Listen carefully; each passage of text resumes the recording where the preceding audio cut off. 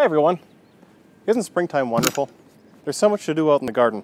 Whether you're cleaning it, building things, planting seeds, or transplanting seedlings that you started indoors, or in my case, purchased from a local greenhouse. What I have here in front of me is a row of peppers, some tomatoes, and some broccoli. Those are the only things that I ended up buying from the store this year. The rest is starting from seed.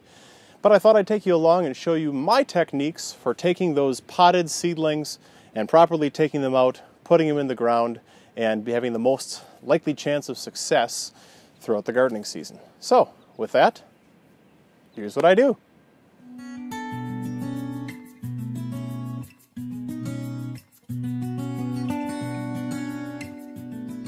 Well, as we get started, I thought I'd tell you a little bit about my history with gardening. When I was a young person and a teenager, for a good solid 10 years, I did a lot of the gardening for my mother.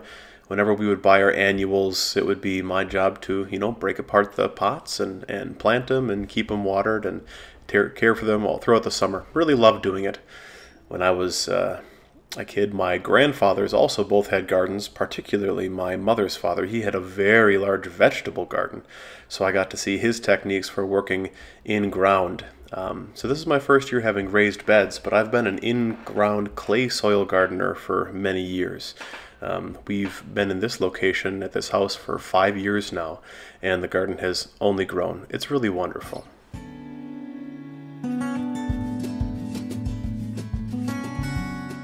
Well, this technique is fairly straightforward and simple. First off, mark off where you want your plants to go. You can oftentimes find that distances between plants on those little tags right here, or on the seed packets, or of course anecdotally if you've been gardening for a while and you know the space that you need. Then you will want to squeeze the container. Sometimes the containers will be plastic, or they're going to be reused cardboard, or anything in between. And what I'm pointing to here are roots that have been spiraling around, or they've taken the shape of the container. And it's important that you squeeze the root ball here. I've always thought that's a hugely important step. It breaks up those roots a little bit. It doesn't rip them apart, it just gets them out of the orientation that they were growing in. Whether you're doing it yourself or you're buying it from a greenhouse, these plants, their roots are growing. Oftentimes they'll be fertilized, and the roots have really nowhere to grow. If they can't grow down anymore, they have to grow around in a circle. And you want to disrupt that pattern so that your roots don't continue to spiral or grow in on themselves. You want them to orient themselves in a new direction, hopefully down and out in your raised bed or your garden, or whatever you have.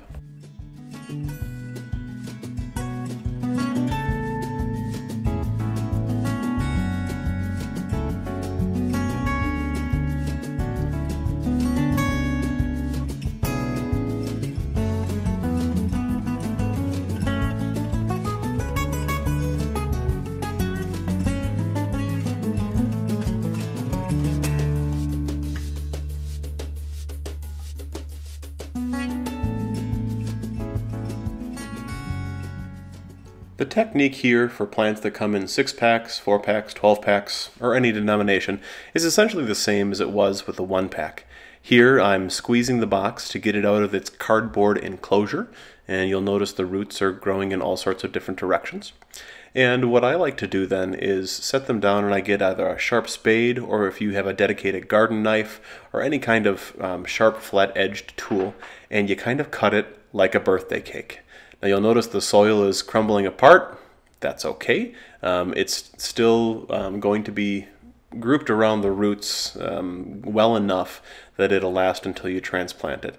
And of course, if you're doing this in an enclosed area, you can put that soil right back into the pot that you're putting these into, or in the hole that you dug in your garden bed, or whatever you need.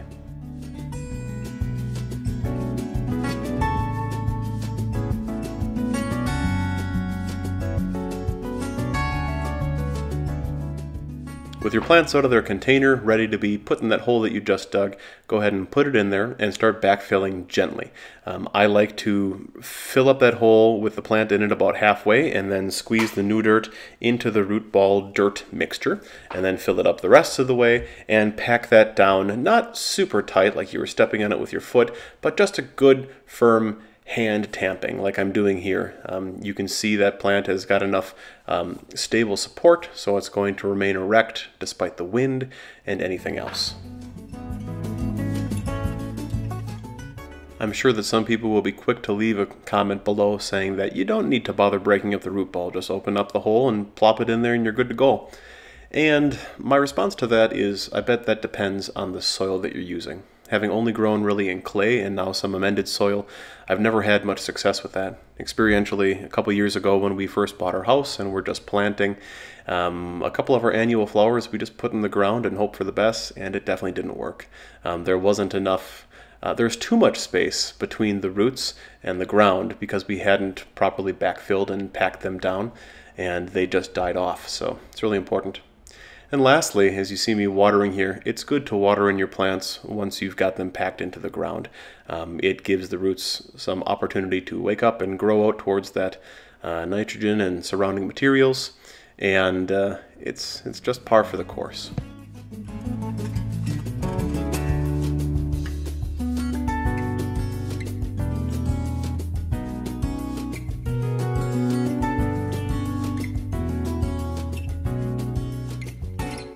Like many things with gardening, there's no one way that's absolutely better than anything else to do it. For years I've been gardening in ground in clay soil. This is my first year working with raised beds. And I gotta say, there are definitely advantages to this, and we'll see what the disadvantages are as the years go on.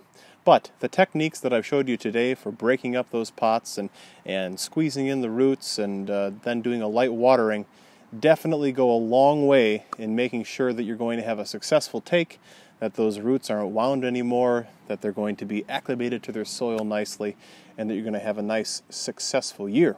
So, what are your tips and tricks? Do you just pull them out and stick them in the ground and hope for the best? Does it always work for you?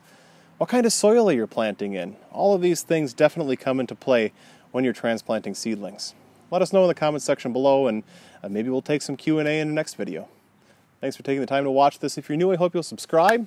That definitely helps. Like and comment below. And until next time, happy gardening. Bye.